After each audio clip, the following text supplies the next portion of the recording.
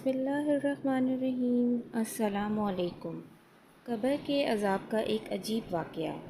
علامہ زیبی رحمہ اللہ نے لکھا ہے کہ علامہ یوسف فریابی رحمہ اللہ اپنے ساتھیوں کے ساتھ ابو سنان رحمہ اللہ کی زیارت کے لیے گئے۔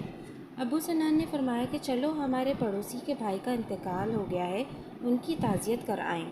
کہتے ہیں کہ جب اس پڑوسی کے پاس گئے تو دیکھا کہ وہ بہت رو رہا ہے اور ہماری تعزیت کو بھی قبول نہیں کرتا ہے۔ کہتے ہیں کہ ہم نے کہا کیا تو جانتا نہیں کہ موت کے بغیر چارہ نہیں؟ کہنے لگا ہاں جانتا ہوں، مگر میں اس لیے رو رہا ہوں کہ میرا بھائی صبح و شام عذاب میں مبتلا ہے۔ ہم نے پوچھا کہ تجھ کو کیسے معلوم ہوا؟ کیا تجھ کو غیب پر خدا نے اطلاع دی ہے؟ اس نے کہا نہیں، لیکن جب میں نے میرے بھائی کو دفن کر دیا اور اس پر مٹی ہموار کر دی اور لوگ چلے گئے تو میں نے قبر سے اچانک ایک آواز سنی کہ مجھ کو انہوں نے تنہا بٹھا دیا ہے کہ میں عذاب کا اندازہ کروں۔ میں تو نماز پڑھتا تھا، روزے رکھتا تھا۔ یہ سن کر مجھ کو بھی رونا آ گیا۔ میں نے اس کی قبر سے مٹی ہٹائی تو دیکھا کہ قبر آگ کے شعلے بھڑکا رہی ہے اور میرے بھائی کے گلے میں آگ کا توق ہے۔ بھائی کی محبت نے مجھے ابھارا اور میں نے اس کی گردن سے توق اتارنے کے لیے ہاتھ بڑھائے تو وہ جل گئے۔